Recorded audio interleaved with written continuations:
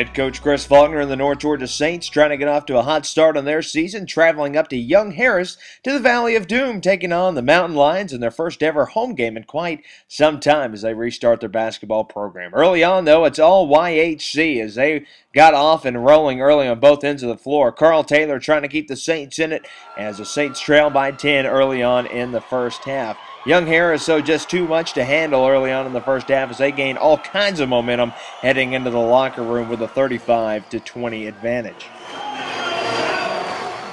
To the second half we go, and North Georgia hanging around. Elijah Smith with the big putback as North Georgia just keeping alive in the second half. Keldrick Coleman would get a big three-point play, and just like that, North Georgia right back in it, down by just 7 with under 6 minutes remaining, but Young Harris would eventually pull away, and they would come away with a big home victory. 78-68 is your final. We caught up with Chris Faulkner after the game.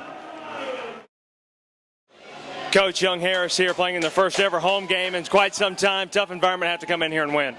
Yeah, it was a tough environment. You know, I thought our guys didn't respond real well to some of that. We didn't shoot the ball very well, but give them credit. You know, they played extremely well. I thought their guys were more ready for the game than ours, and their coaching staff did a great job as well.